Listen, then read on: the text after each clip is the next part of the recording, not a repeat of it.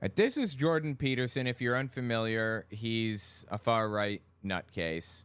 And Phil McGraw on the right, famous for having a TV show where he got drill sergeants in to scare the bejesus out of kids and convince them that what they were doing was wrong. FYI, if he were involved in the psychology... All right, let me put it this way.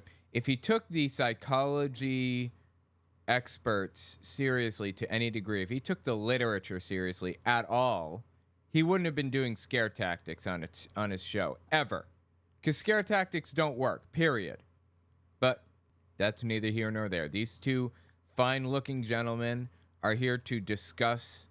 What is it they're going to discuss? Let's see. Sexual identity is not who you are, and the obvious contagion effect of transgenderism. That's what they're going to discuss. I'm not even joking. So let's listen to what these people have to say. It's absolutely absurd from top to bottom, as I'm sure you know. I have a degree in psychology as well. Not as high as these guys, but I do have a degree. So let's see what they have to say. And while we do, we're going to play some Breath of the Wild 2, Tears of the Kingdom, just kind of running around doing whatever. So shouldn't bother you too much. Allow foolish things to propagate, even though that will cause long-term catastrophe.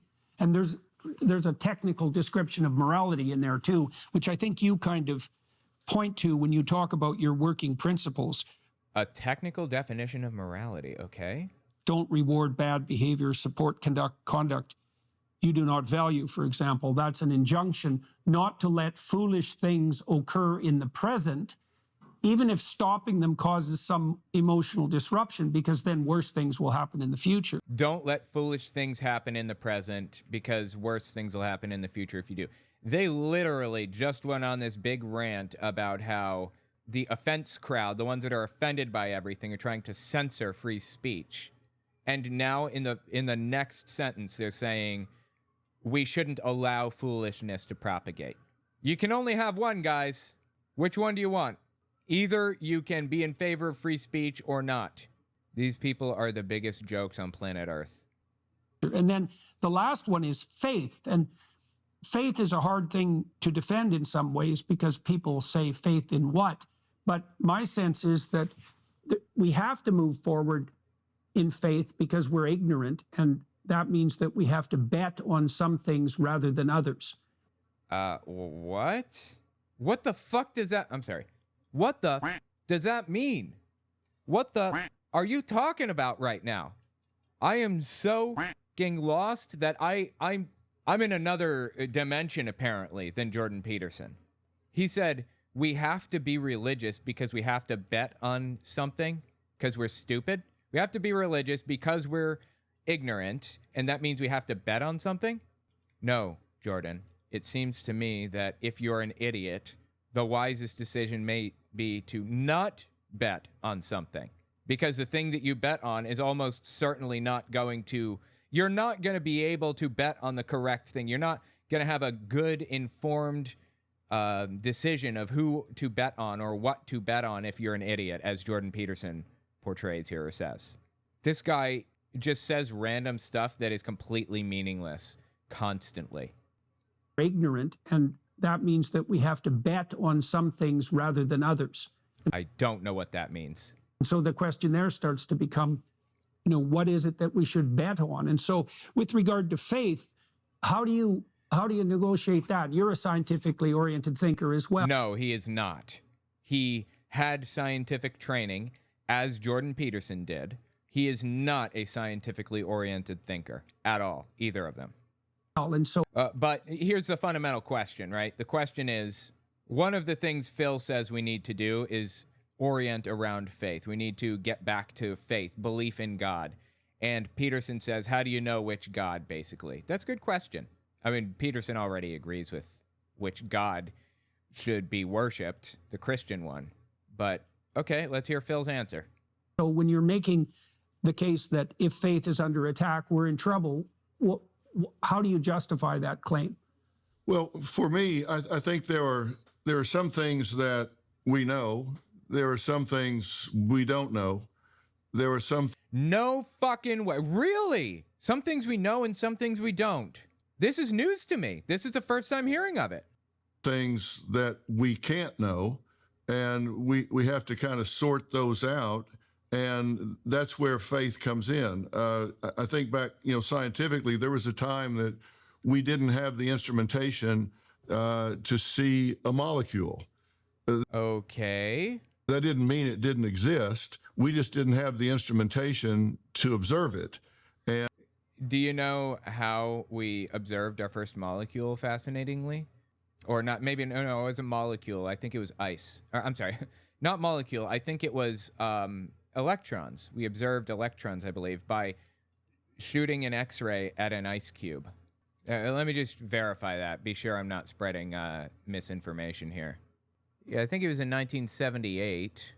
This experiment was done where an X-ray was pointed at ice 4. There are different forms of ice, different types of ice. Like at the bottom of the ocean, there's ice that exists because of the pressure and the pressure alone.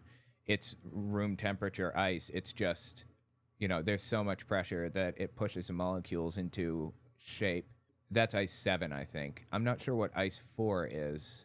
Ice 4 is a polymorph of ice that has no field of true stability, being metastable with respect to ice 5, 6, and 3 in a temperature and pressure range where it can be formed, namely 18 to 7 degrees Celsius, I think is what it's saying.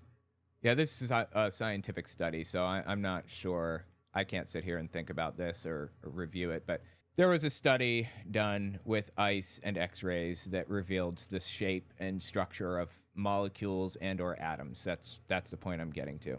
Metastable? It's one word, though. Metastable? Is it metastable? Pronounced metastable? Okay. Anyway. Didn't exist. We just didn't This crystallography uses X-rays to view crystal lattice structures. Okay. have the instrumentation to observe it. And I'm the same way about what you were saying about thoughts. I guess if I was going to categorize myself value-wise from a professional standpoint, it would lean more toward cognitive behaviorist than anything. And So he's in favor of cognitive behavioral therapy, CBT. Yeah, me too. What does this have to do with anything? Does he even know what this means? Cognitive behaviors. Yeah, cognitive behavioral therapy, CBT. Not to be confused with the other thing that CBT stands for, which I get every single time I mention CBT. We're not talking about that. We're talking about cognitive behavioral therapy. Don't Google it if you don't know. CBT is where, it's a therapy technique, basically, where a therapist works with you to give you coping mechanisms and a variety of other things to help you recognize behavior that you have that is not constructive or helpful. Catastrophizing, for example, the belief that everything is bad and it's all coming down around you and it's falling apart and all that stuff. That's not useful, that's not helpful, and that's not realistic. You need to stop catastrophizing.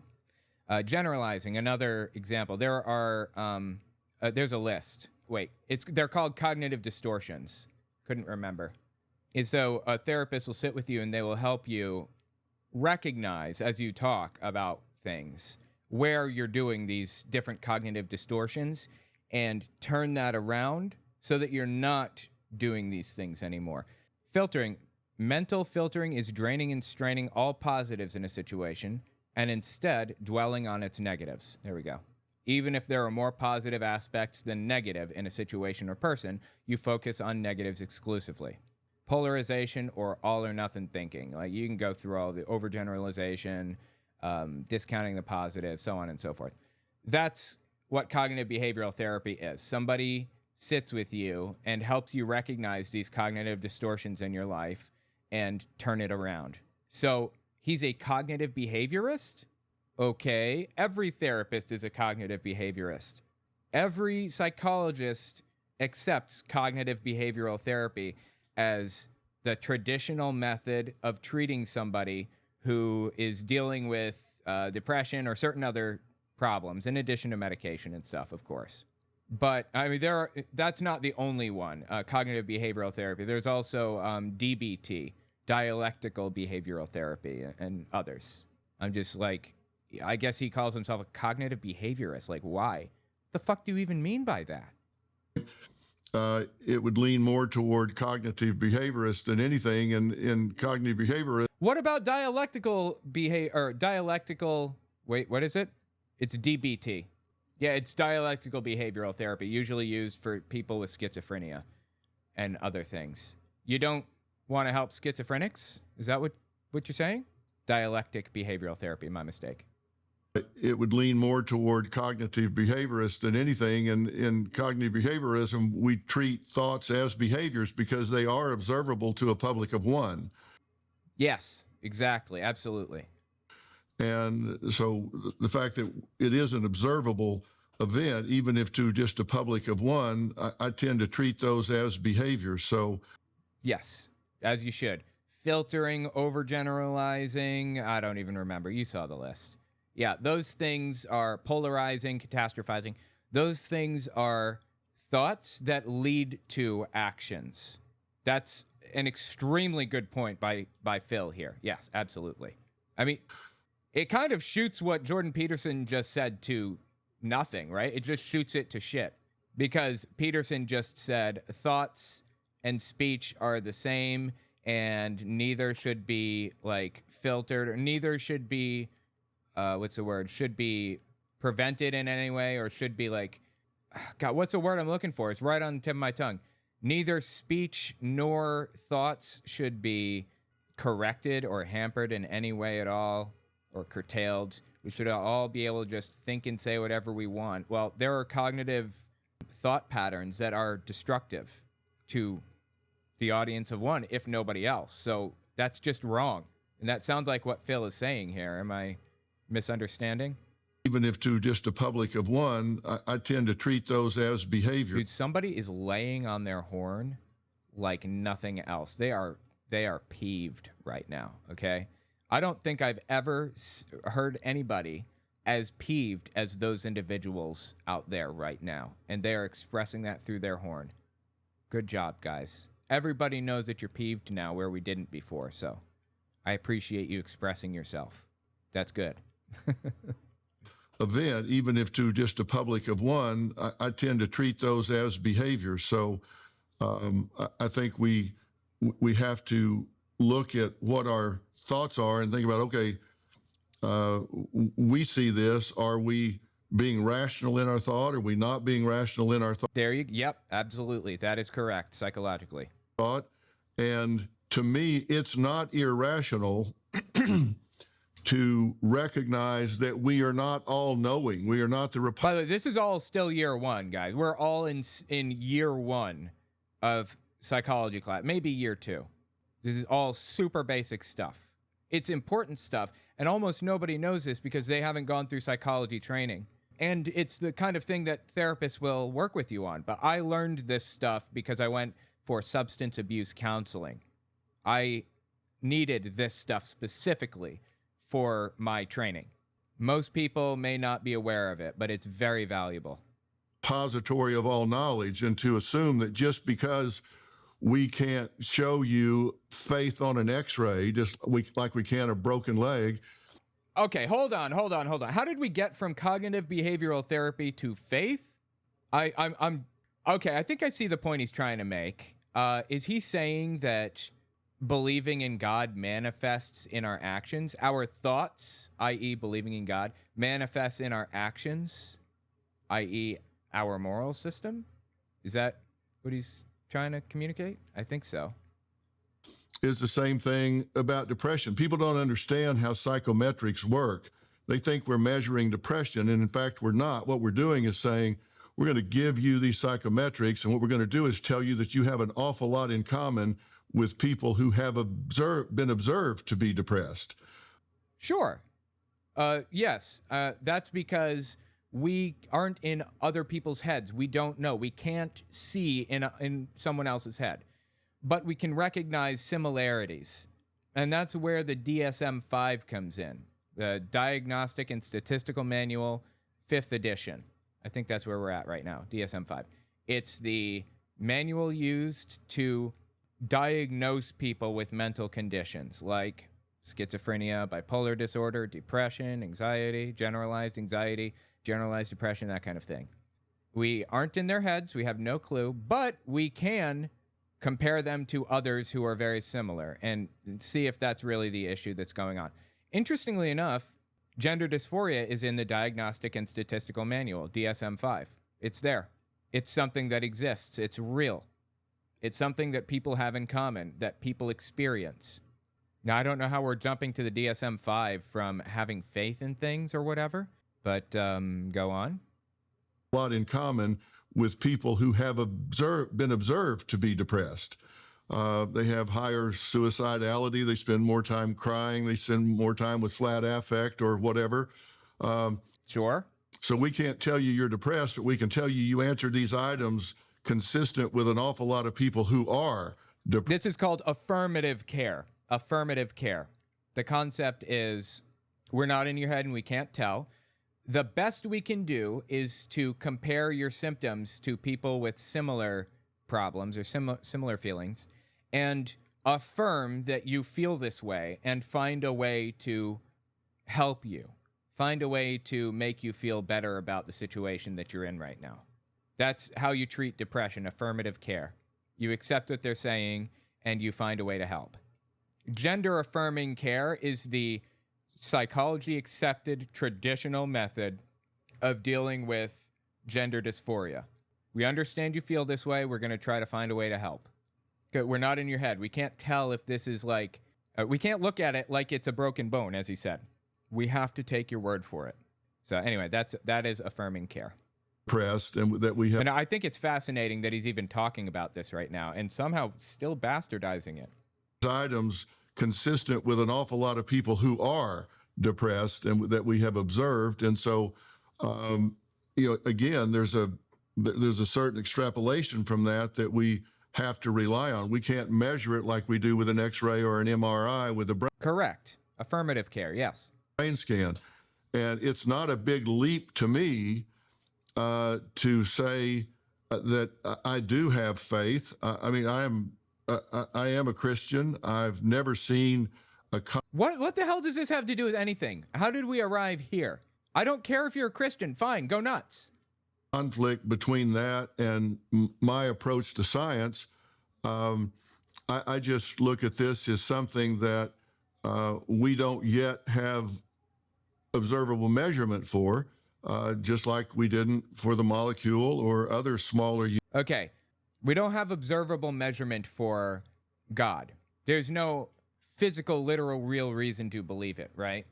But we do have reason to believe that somebody has depression, though we can't observe it like it's a broken leg. We can observe the consequences of depression. We can see the similarities between different people. We can see that they all deal with suicidality and things like that. What's more, what else was it he mentioned? Oh my God, there's another thing I'm trying to remember now.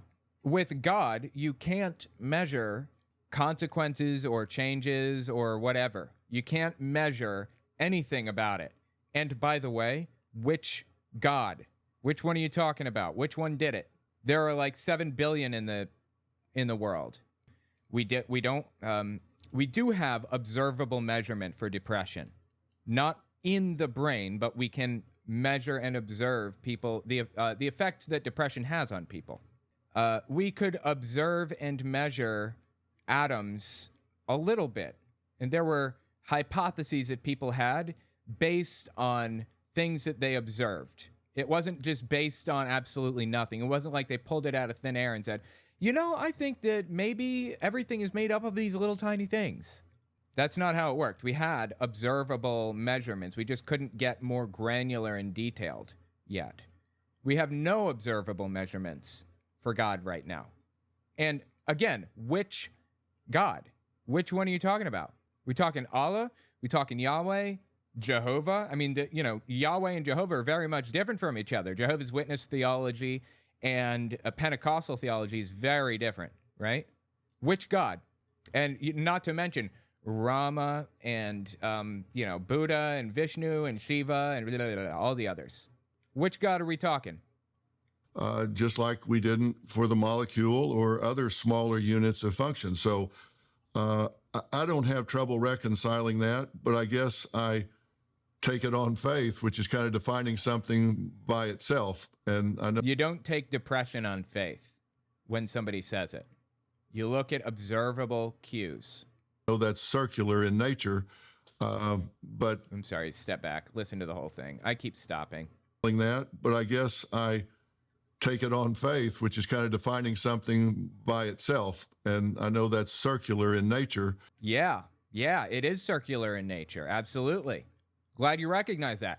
So you're telling me, I know that this is irrational and illogical, doesn't make any sense, and can't be found in psychology literature at all, and I can't possibly justify it in any way, but is there a but at the end of this, or are you just going to say, I believe it anyway?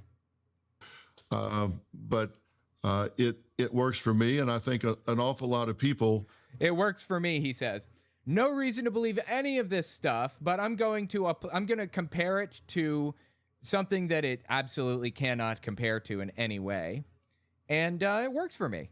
This is dumb as dog, if you ask me. Find comfort in the belief system that there is a higher power that I choose to call God that is kind of involved in our lives on as active a basis as we want to acknowledge. Any evidence for that one, Chief? And I'm one of those Christians, Jordan, that believes in pray to God but row for the shore. So that's why. Oh, I've never heard that. I like that, actually. That's really interesting. Pray to God but row for the shore. That's good. I guess the idea is pray for help, but, help yourself. God helps those who help themselves, ultimately. I'm a fan. I like that saying. I don't see it as conflict. I'm still going to do everything I can do. I'm still going to work as hard as I can work. I'm going to do everything because I believe that if there is a God, and I believe there is, then I think I've been given certain gifts, talents, skills, abilities, and free will.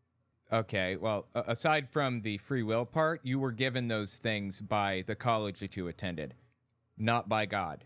The free will isn't even real, okay? Free will is a theological concept, not a scientific one. Why are you throwing free will in here? Then I think I've been given certain gifts, talents, skills, abilities, and free will to do what I can and will do. So to me, I don't see that there is equity in creating a conflict between science and faith. What the hell does that mean? What did he say? To me, I don't see that there is equity in... Equity? What's he talking about? I don't see that there's equality of outcome. I don't see that there's equality of outcome. Creating a conflict between science and faith. What? The words that you just said do not go next to each other. What the are you talking about right now, Phil? Pull it together. So I'm going to elaborate on the faith idea here too, because you pointed out that because we're ignorant, we have to rely on our judgment to move forward, and we're permanently ignorant because we actually can't predict the future. The future is actually. Okay. Well, we don't have to be able to predict the future to not be ignorant. What does he mean when he says ignorant? This is such a broad term. Does he mean that we're incapable of understanding absolutely anything about the world around us? Well, that's simply false. I'm just I'm so lost. I am trying to grasp at straws and I'm trying to grasp at straws and grip onto it for dear life, but I am lost as they come right now. I don't understand a word coming out of this dude's mouth. Maybe I'm too stupid, right? Maybe it's me. Maybe I'm just too dumb to understand him. Actually not predictable. Step back. Yeah. Pointed out that because we're ignorant, we have to rely on our judgment to move forward. And I don't understand what he means. We're permanently ignorant because we actually can't predict the future. The future is actually not predictable. That's simply false, good sir. If we knew the positions of every molecule in the universe, we could predict the future. As a matter of fact, time is not as linear as it feels like it is for us sitting here on Earth. You're just wrong on that. But okay, you know what? Not going to nitpick. Go on. He thinks that you can't predict the future. Okay. The world is not deterministic, and we know this for a number of reasons, many of which are scientific. What are you talking about? Why are you even going on about this? So we have to move forward in faith. And so the monotheistic hypothesis is that... What? I don't understand. He just gave me a premise for why we have to have faith, and it made no sense at all. I'm sorry. Let me just step back. Try to process this honestly. He's giving us his reason why he believes in the Christian God, Yahweh. All right? One more time. To move forward. And we're permanently ignorant because we actually can't predict the future. The future is actually not predictable. The world is not deterministic, and we know this for a number of reasons, many of which are scientific. No. So we have to move forward in faith. And so... Why? That didn't answer my question. That didn't answer anything. That didn't say anything of value or substance. What are you talking about? I don't understand. Why do we have to have faith exactly? The monotheistic hypothesis is that there's an ultimate unity and also that that's what we should have faith in. And so I want to run something by you, and you tell me what you think about this. So there's an autobiographical account in the Gospels of one of Christ's reactions to a particular question. And so he's being tormented by the scribes and the Pharisees and the... I love how scribes and Pharisees are just automatically assumed to be the bad guys when different gospel accounts viewed different groups as possible challengers to Jesus' claims of divinity or whatever, his claims of whatever. So they demonized this group. Like, I don't remember. Was it Luke that demonized Pharisees specifically? Didn't really say much about scribes at all. And then, who was it? I think Matthew demonized the Pharisees. By the way, Pharisees is also known as Rabbinic Judaism, a.k.a. the Jews of modern, Judaism. Like the modern Jews. The Jews we know today are Pharisees. So anyway, go on, Jordan. Tell me about the Pharisees and the scribes. Being tormented by the scribes and the Pharisees and the lawyers. Well, scribes effectively were lawyers / librarians. They were like the only ones that could really read or understand the law and interpreted it. Well, I don't think they interpreted the law, but the Pharisees interpreted the law, or the Jews in power at the time interpreted it after it being described to them by the scribes, since only 10% of the world could even read. Anyway, that's why they were viewed as challenges to Jesus, because they could understand these arguments and argue with him logically and in a fact-based way. Nothing's really changed. The Pharisees are hypocrites, the scribes are academics, and the lawyers, well, they're still lawyers. And what there is... Wait, the Pharisees are hypocrites. So he's saying that in modern day, Pharisees are hypocrites, scribes are academics, and lawyers are lawyers. Interesting. Okay. Hypocrites. The scribes are academics, and the lawyers, well, they're still lawyers. And what they're essentially trying to do continually in the gospel account is to trap Christ into making a heretical statement so that they can have him arrested and destroyed. Yep, that's how it was portrayed, sure. And so they're attempting to reputation savage, essentially. And so at one point, this is very...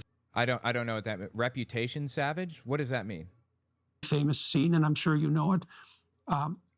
One of his opponents challenges Jesus to describe which of the commandments is the primary commandment.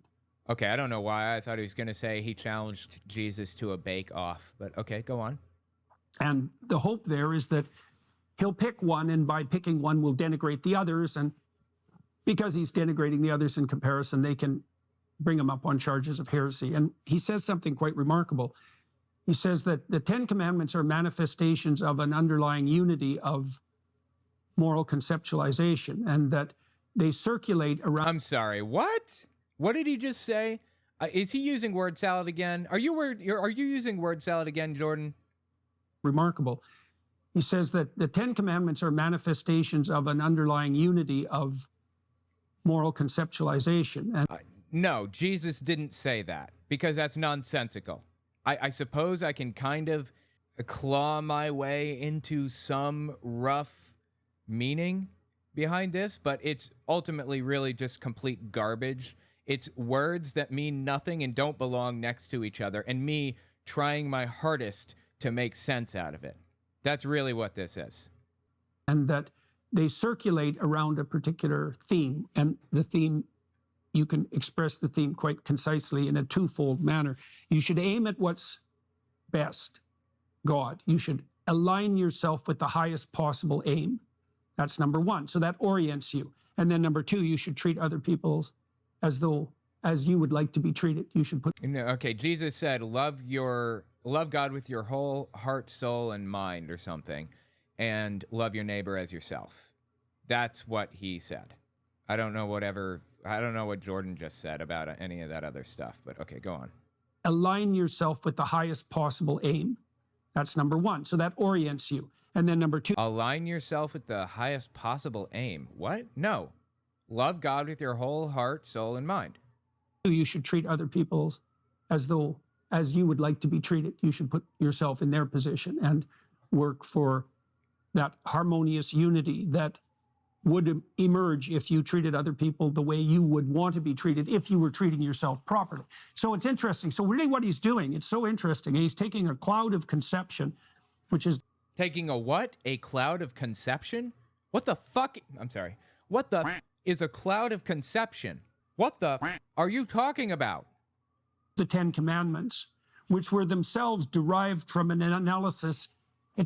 Oh my God, dude, he's talking about the Ten Commandments? Does he realize there were more than just 10? Is he aware of that, you think? Is he aware of the fact that the Mosaic Law was actually, I think, 613 commandments? Jesus wasn't taking the 10 commandments and distilling them into whatever. He was taking the Mosaic Law and distilling it into 2 new commandments, which Christianity is supposed to follow. It's interesting. So really what he's doing, it's so interesting. He's taking a cloud of conception, which is the Ten Commandments, which were themselves derived from an analysis. It's an analysis, like you said, you conducted in some ways by listening to the tens of thousands of comments that you've received from the people. The 10 Commandments were derived from an analysis? No, I thought that God wrote the 10 Commandments on tablets, didn't he? Isn't that what happened? Who've been watching and listening to what you've been doing.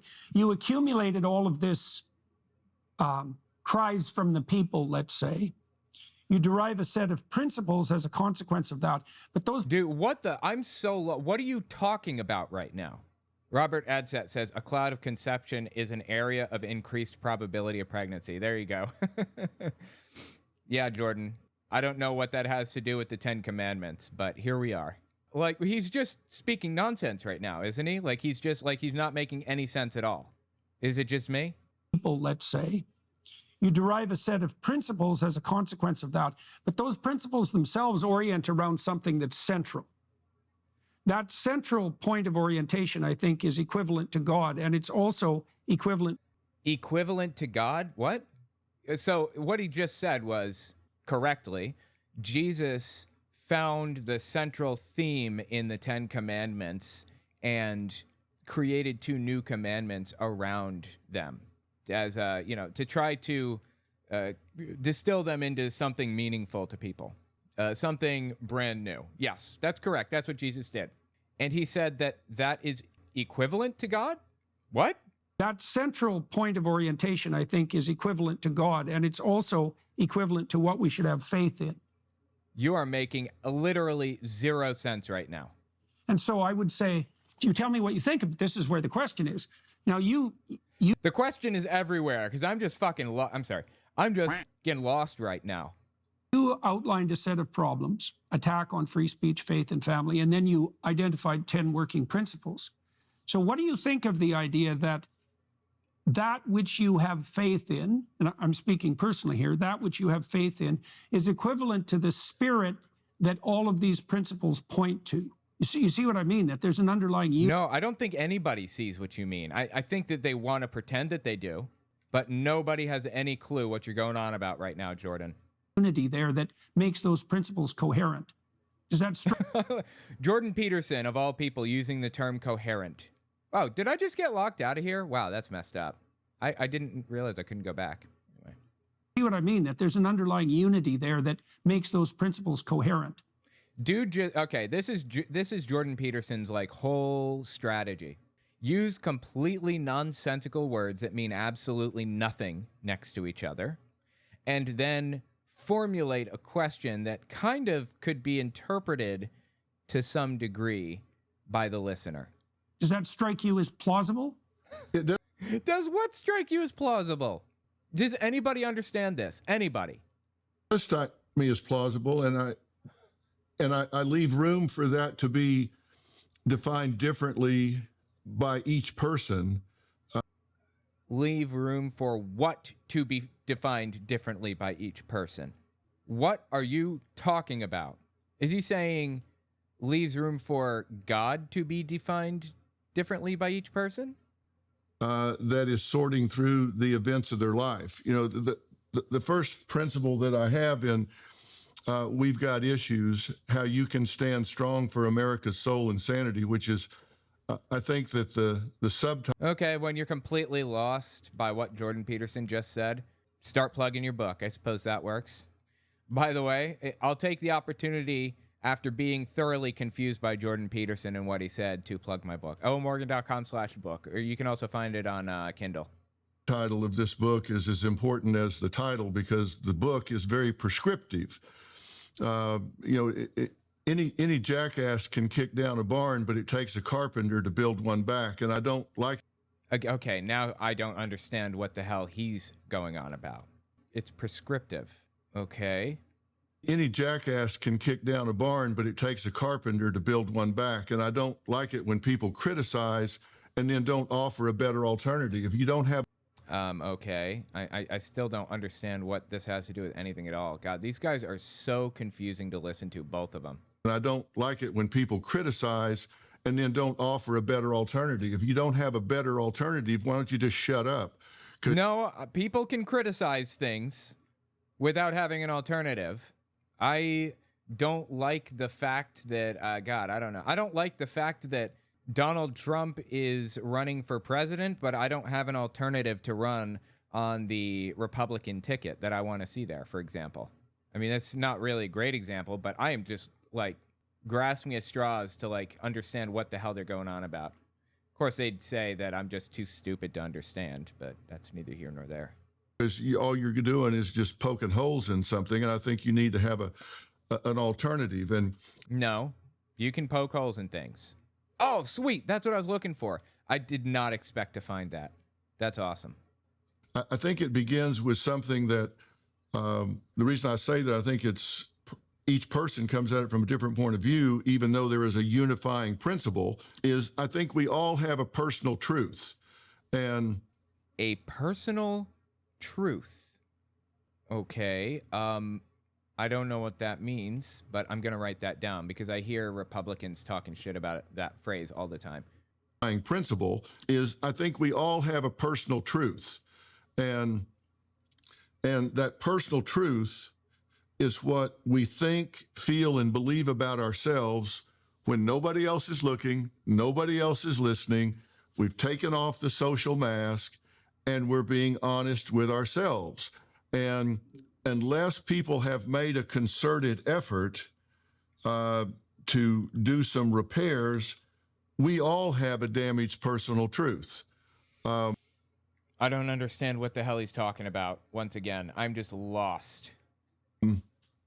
And so, I think about it like a brand new shiny yellow cab rolling out in New York the first day, and it looks great and it's shiny and you mentioned shininess. Okay, go on.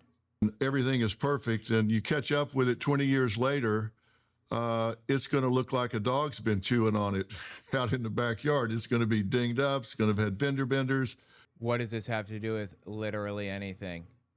It's going to have people that have thrown up in the back seat. It's going to just have taken on a lot of hits along the way. And I think we're that way in life. And some of us more than others. And I think I'm so lost. What are you talking about? What does this have to do with the subject that we were talking about? the reason personal truth is so important in getting to that unifying principle is we generate the results in life we think we deserve. And so if we think we're a second-class citizen, if we think we don't measure up to everybody else in some way, we're going to generate the results that are consistent with that. Well, he's partially correct on this point. Yeah, that's right. That's Psychology 101. What you think and believe, what it basically manifests itself in the world, because, you know, it's like a self-fulfilling prophecy. If you don't think that you're worth anything, then you are going to be down on yourself all the time. And that's why you really need to think better of yourself. But what does this have to do with loving Jesus? Wasn't that the topic of discussion a second ago? Or believing in God or whatever?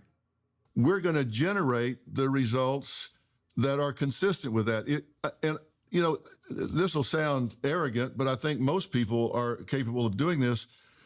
There are certain people I can see just walking down the sidewalk, and without any other information than just what I'm looking at, there are certain things that I know about that person. I mean, if there's somebody that A, doesn't take care of themselves, their clothes are unkept, doesn't matter how nice they are, it's just... This is another psychological concept, though this one is, interestingly, not really... It's in higher level psychology classes. I forget what it's called, cultural heuristic, I think, maybe? And the idea behind it is, it's kind of like generalizing or stereotype. It's basically exactly like stereotyping, except it's a very culturally conscious method of stereotyping, and it's acceptable. It's an acceptable form of stereotyping. We do it every single day without realizing. Like, for example, you walk in down an alley, and a hooded figure comes up behind you in aforementioned alley. Obviously, you're going to start being more cautious. You're going to walk faster. You're going to try to distance yourself from that person. You need keen, sharp cultural awareness or awareness of the culture to successfully execute a cultural heuristic like that without it being stereotyping. Like, if you go to China right now, you couldn't do that. You couldn't do the whole cultural heuristics thing successfully because you don't have you're not familiar enough with their society, with their culture. It would be stereotyping if you did it in China. It's just like a Chinese person couldn't come here and do it because they just don't understand the culture well enough. So yeah, what he's saying here is a psychological concept, cultural heuristics. You can read more about it in the book Thinking Fast and Slow if you're interested. I forget who it's by. Take care of themselves.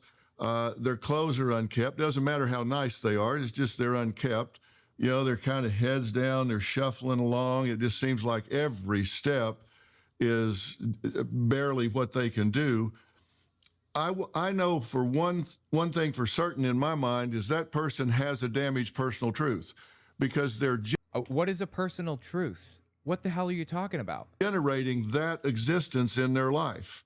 And they're not walking with their head up and their shoulders back. They're not out in the middle of the sidewalk. They're just kind of skulking along the side. They're generating exactly what they think they deserve. And I think that 80% of society can wind up in that role if they feel guilty about what they think and believe. And we have evidence. Dude, what is he talking about? Why do I care about any of this? What does this have to do with believing in God or your book or what Jordan Peterson asked, which I'm honestly still not sure what he even asked. What does it have to do with anything? It's like they're both saying random words. They're putting them next to each other, completely unconnected to each other.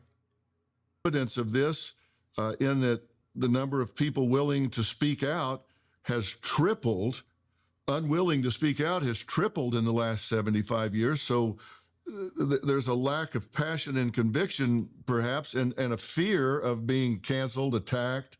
Okay, how are we on to canceling now? Having the woke mob come after them. Oh my God, woke mob. Again, what does a woke mob have to do with anything? Look, here's the thing about the woke mob. There is no quote unquote woke mob coming after people, okay? It's not happening. It's in your head. There is, however, a subset of your fan base who is absolutely disgusted by things you do. If you're dealing with a cancellation, it's because you've acted like a scumbag. You can't be canceled unless it's your own audience doing it. You cannot be canceled unless it's your own audience doing the canceling. And the only way that they'll cancel you is if you do something out of character. So Donald Trump is uncancelable, seemingly, but he's not actually uncancelable. It is possible to cancel Donald Trump. You know what it would take to cancel Trump? It would take him coming out as gay or trans or bi or something like that. It would take him speaking out in favor of critical race theory or wokeism or whatever. Because it's unexpected. Nobody would see that coming from him. He is cancelable. Everybody's cancelable, quote unquote. If you don't want to be canceled, then don't do something out of people's expectation. Don't do something out of character. But more importantly, if you don't want to be quote unquote canceled by the rest of society, for example, then don't act like a scumbag. If you want to attract an audience in general society, you can do that. But I'm not offended by what these people say, for example. I just think you're a scumbag. Practically nothing offends me. I'm just disgusted by your behavior is all. I've seen and heard it all, guys. These people are just a joke, man. And again, what does any of this have to do with anything at all? And yeah, I'm a perfect example of it. I grew up with an alcoholic father. Okay. It was a chaotic and oftentimes violent home. Same. A lot of times we didn't have money to turn the electricity on. Same. I had 3 sisters. 2 of them were married between them 11 times. Okay.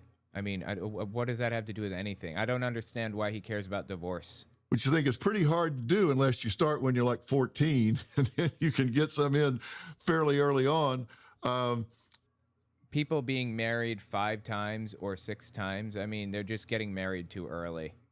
And I lived with all of this, and people make this mistake, and it's why our young people right now, I'll get to that in a minute maybe, but it's why our young people right now are experiencing a mental emotional crisis. He says it's why our young people are facing a mental emotional crisis. What is why that's happening? What are you talking about? With high levels of anxiety, depression, loneliness, suicidal ideation, and suicidality. Is it because of an abusive drunk of a father? Or I'm so lost. Oh my God, dude, I am so confused. Because people compare their personal truth with other people's social mask. And I could go to school and I know that I just left a house that was in chaos. The utilities were turned off. We didn't have food. My dad was drunk in the street.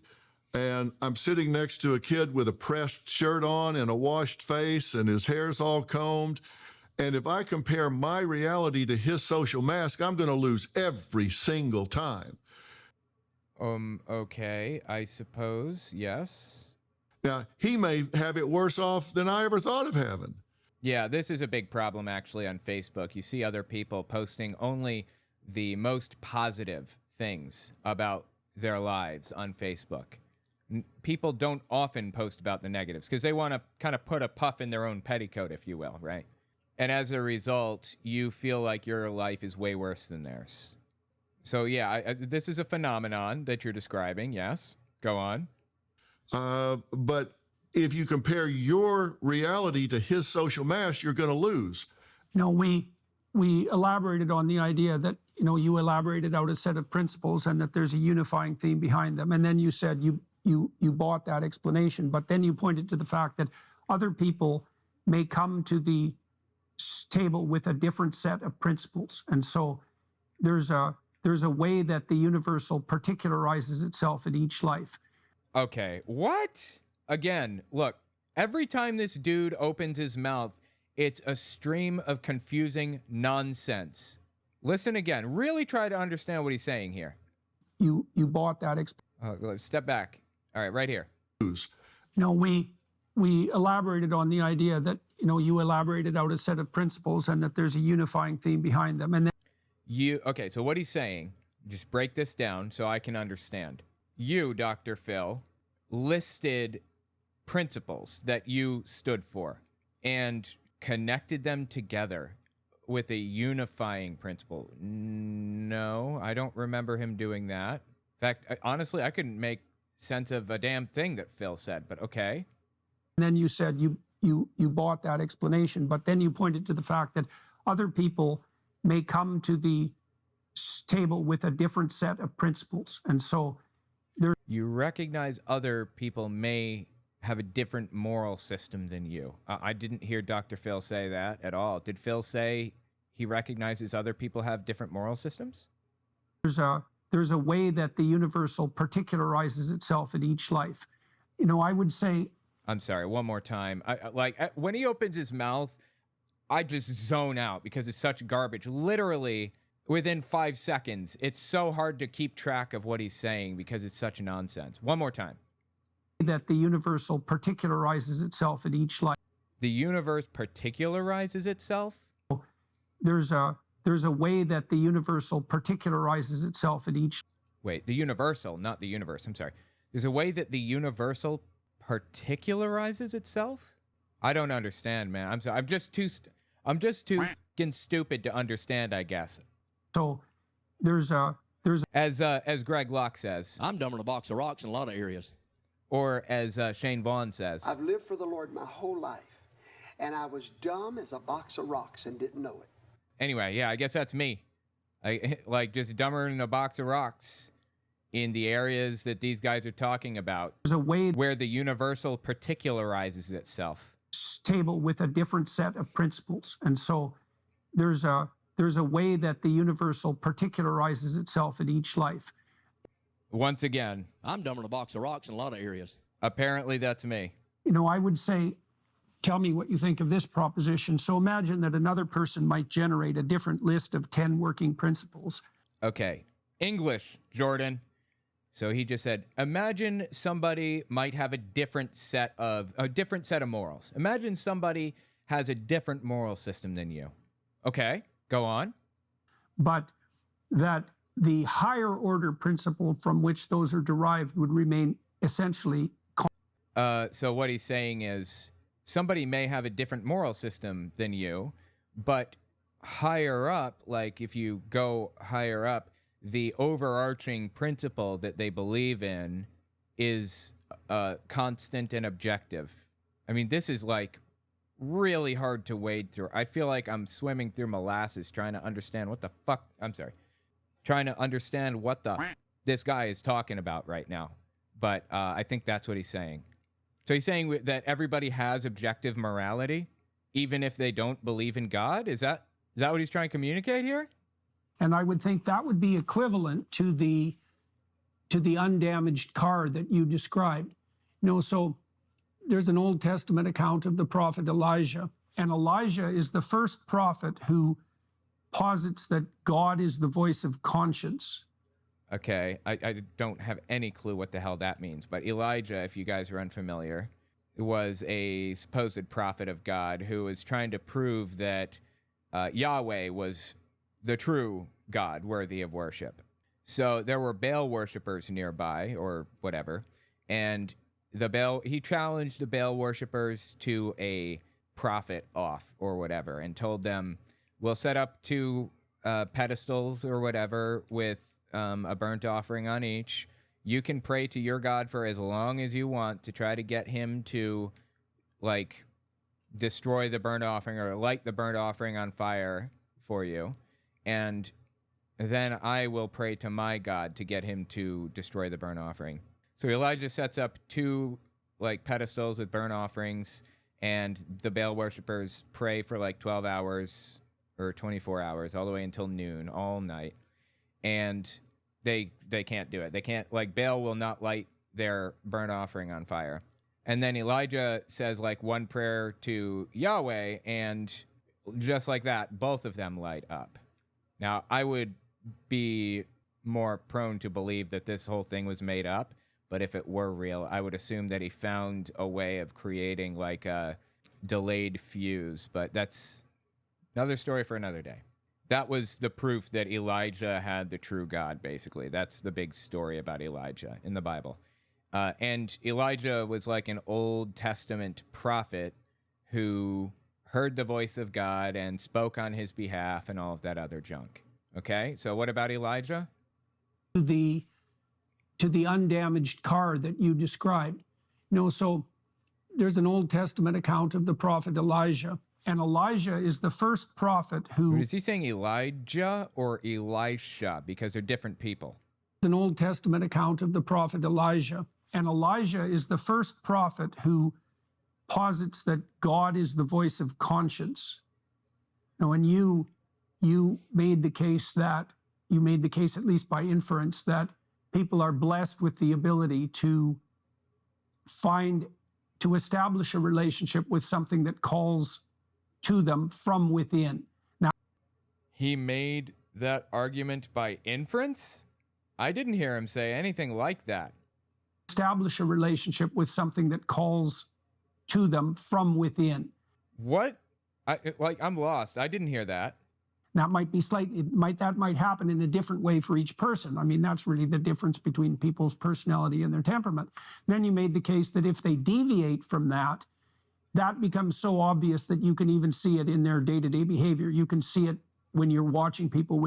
Okay, now he's saying something that Phil actually did say. Yes, Phil said that their thoughts are reflected in their behaviors. And the concept of fake it till you make it is actually real, and it's really very important. There's a scientific test that was done forever ago where people were asked to clean up after a dog, and another group was asked to clean up after a dog with a pencil in their mouth, like this, right?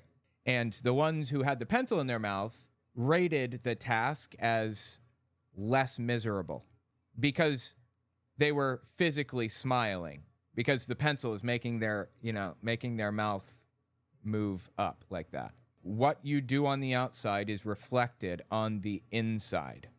It's also the reason why Kenneth Copeland famously pretended to laugh, and then it turned into a real laugh, and it was creepy as it gets. No. We'll do it live! Nope, wrong one.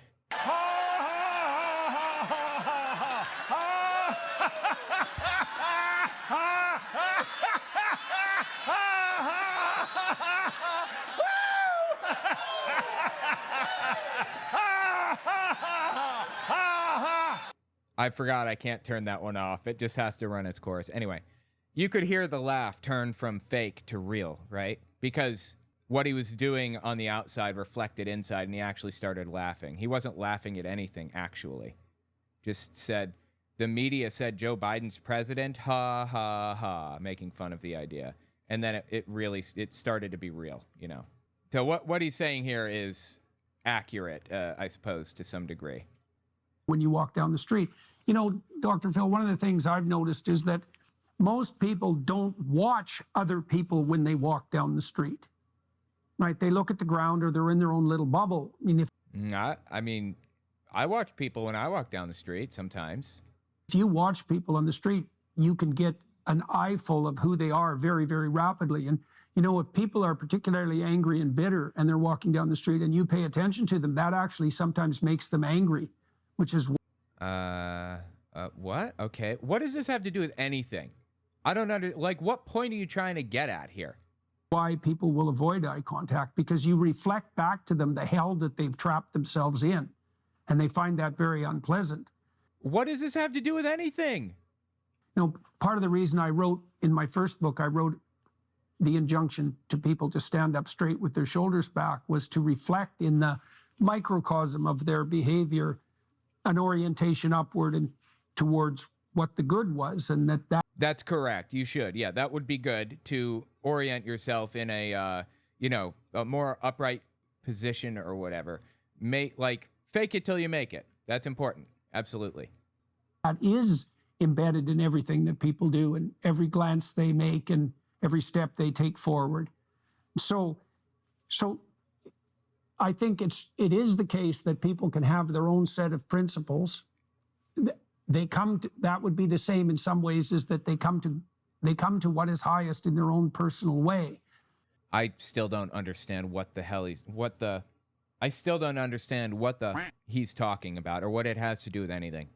But that doesn't indicate that the landscape is morally relative or that there's no unity towards which our conscience and our moral orientation point.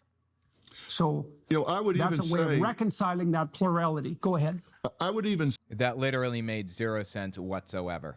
And Dr. Phil, I guess, has decided to interrupt the stream of nonsensical consciousness to just put an end to it at any cost, I guess, huh? Go ahead. I would even say that they come at it with a different point of view. They might not even want to change the 10 principles. By the way, who is they? I guess people who have a different idea of how, or a different moral system. And the 10 principles they're talking about, I guess, are the 10 commandments. Nobody actually adheres to the 10 commandments. Have you guys ever looked at the 10 commandments? Most of you guys probably have in my audience, but just in case people haven't here. Thou shalt have no other gods before me. That's not part of a moral system. That is a command. Thou shalt not make unto thee any graven image. That's not part of a moral system. Thou shalt not take the name of the Lord thy God in vain. Again, not part of a moral system. These quote-unquote 10 principles have nothing to do with moral systems or morality or anything. And also, they were done away with, fulfilled, when Jesus came to earth and did what he did. Remember the Sabbath day to keep it holy. Do you follow that moral principle, quote-unquote? That's not a moral principle. It's a command. Thou shalt not commit adultery. Okay, now we're getting to a command that sounds like a moral principle a little bit, I suppose. Thou shalt not kill. No, I'm sorry. Thou shalt not steal. Thou shalt not kill. Won't bear false witness against you, so you won't lie. You won't covet. They certainly don't follow that one because that's the basis for a capitalist society. You must covet. That's what we're all about in America. So these people are not following the 10 commandments as their moral system. You can't, because it's not a moral system. But okay. But they might interpret them differently in how they apply to their own existence. Okay, so he's saying that everybody, me included, I have the moral system that Phil has, but I apply it differently to my life. That's what he's saying. Because this is what, written on my heart or something? To not worship any other God except for Yahweh? So they may not even change the 10 principles. And some of them are so universal, like the 10th principle I talk about in the book is treat yourself and others with dignity and respect. Oh, I'm sorry. He's talking about the principles in his book, apparently. 10 life laws. Let me see if I can look them up here. Life law number 1, you either get it or you don't. Number 2, you create your own experience. Number 3, people do what works. 4, you cannot change what you do not acknowledge. 5, life rewards action. 6, there's no reality, only perception. Life is managed, it's not cured. We teach people how to treat us. There is power in forgiveness. And 10, you have to name it before you can claim it. Maybe these aren't the 10 principles that Phil named. Does he have 10 life laws and 10 life principles? Are they different from each other? The 10th principle I talk about in the book is treat yourself and others with dignity and respect. Yeah, they're different, apparently. I'm just lost. And, a lot of people can look at that and say, look, Doc, I don't need to buy a book to know that. That seems pretty forthright and self-evident. But it is not. And I will tell you why I think it is not.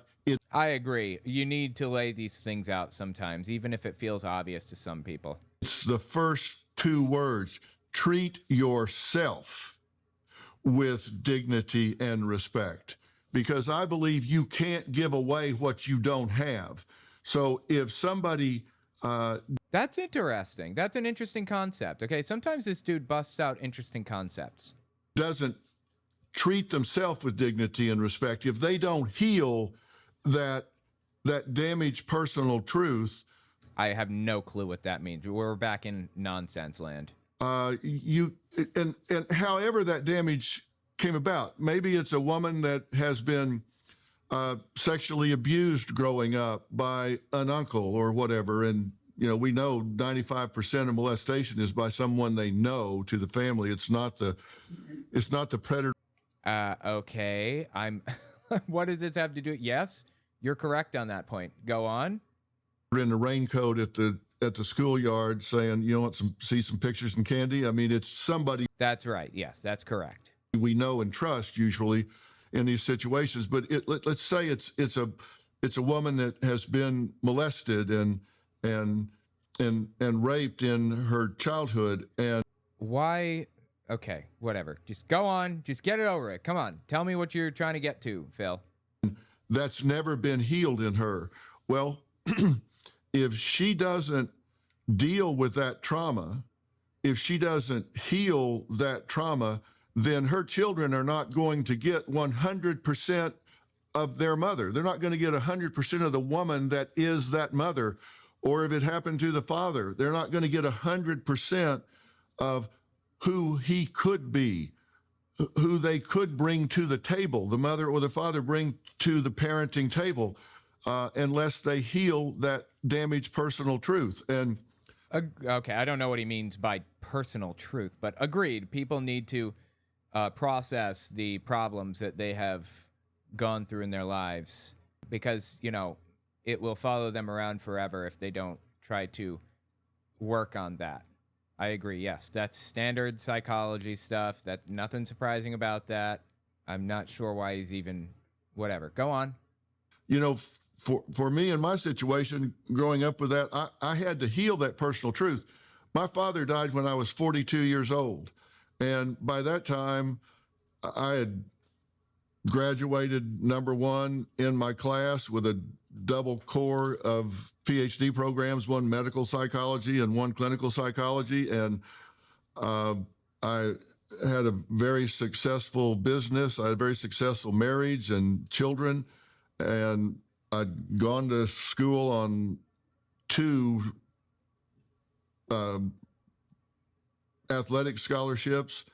Really? He went to school on 2 athletic scholarships. That's surprising. Okay, go on. I'm not saying I was the greatest son in the history of the world, but I had some achievement. But by the time he passed away in 42, when I was 42, not one time ever did he speak the words, "I'm proud of you." My dad did say he was proud of me, to his credit, although I don't think I ever heard him say I love you. My mom never said I love you either to me. She said your mother loves you. And my brother, she says it to my brother, or said it to my brother also. My brother used to say, okay, well, tell her I said I love her too when you see her. And she wouldn't even say it that often. But the point is, yeah, okay, sure. So your dad didn't care about, or he didn't express that he cared about your achievements, at the very least, okay? I never heard that from my father. And so I learned early on, sometimes you have to give yourself what you wish you could get from somebody else. Agreed. Yes, absolutely. Sometimes you got to step in front of the mirror and say, I'm proud of you. Maybe he can't say that, but you can. And so you have to go through whatever's necessary. The most disappointing thing about what Phil is describing right now? Somebody in the chat says, Van Briggs says, Phil's seems to be referring to traumas as personal truths. Yeah, that's what I'm picking up too. But that's not how he used it earlier, it didn't seem. Now he's using it that way, seemingly. But anyway, what was I saying? But you can. Right. The sad thing about this whole situation is that when people don't get that affirmation from their dad or whatever, it's just never going to come. They need it from their dad. It's not something that they can give to themselves easily. It's not something that they can get from somebody else easily. They need it from him. That's the truly sad part about it. A lot of people are wandering around waiting for affirmation or trying to get affirmation from others, and it's doing nothing for them. It's not helping, and it will never help. And it just leads to like a cycle of really destructive behaviors for people a lot of the time. So anyway, what Phil is describing here is disappointing, but he's right. People need to find their own reasons for living. They need to find their own, they need to be proud of their own accomplishments. And they need to give up on the fact that they're never getting it from their parent. I'll never get it from my mom, ever. I am effectively dead to my mom. And I have been for years and years. And so you have to go through whatever's necessary to heal yourself and your personal truth, where you say, I'm into this success over here, this peace, this happiness, this tranquility is not just for other people. That can be for me too. I deserve that as much as anybody else does. And unless it So through this whole thing, I feel like Phil said some really like nonsensical garbage to start out, but now he's making sense. In a lot of the things that he's said this whole time, he has made some degree of sense. Most of it has been like just psychologically sound stuff, just stuff that I learned in like year one psychology, basically. So yeah, good job. Thank you for communicating that, Phil. I appreciate that. And until you can do that, you're cheating everybody around you that loves you, cares about you, or interfaces with you out of all of who you are. And I think right now, what I'm seeing in this country is, in this society, is intimidation. People are not necessarily yet willing to step up and say, I deserve for my values to be considered. I deserve for my voice to be heard. I deserve to be considered. And And that's why wokeism has gone too far? What are you getting at here? That was how this conversation started in the first place. This is all about how wokeists are taking over everything and they're too self-centered and blah, blah, blah, blah. How does this like connect back to wokeism? That's literally like Phil was talking about wokeism earlier, not just Peterson. And I think they are intimidated because we've got these fringe factions that have weaponized certain ideals and turn them into attack strategies. And what are you talking about? I think we have to fortify these people, and then Fortify? We have to fortify these people? Like build a wall around them so that like nobody can get in and attack, or what? Like, what are you talking about?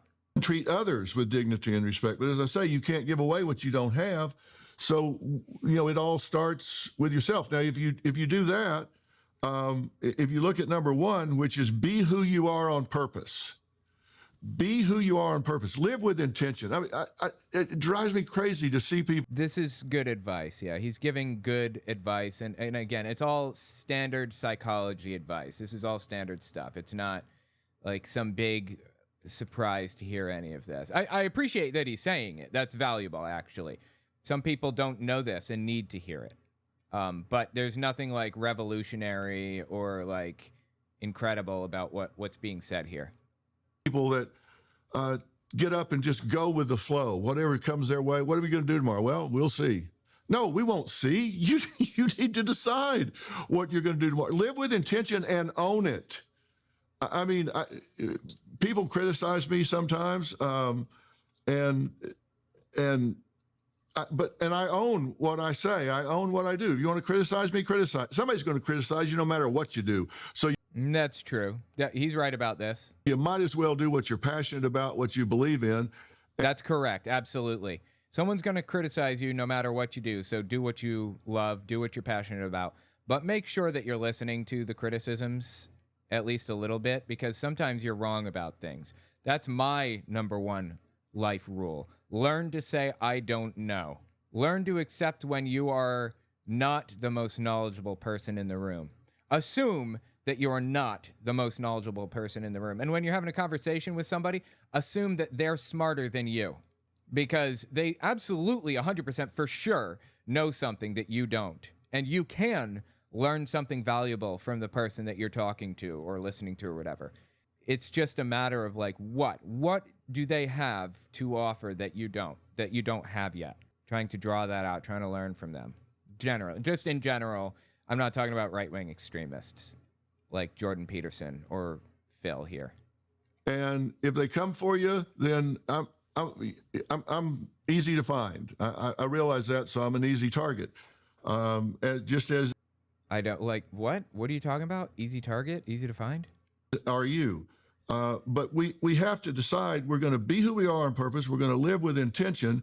And then you jump to number 10, treat yourself and others with dignity and respect. And, that's a jump from 1 to 10, but to me, they're very highly related. And no matter what walk of life you come from, whether you're well-educated or you're not, whether you're black, whether you're white, whether you're male, whether you're female, whatever, you may come at that from a different point of view, but those principles to me are important to how you live your life. And I think they fit everybody from a different point of view. Okay.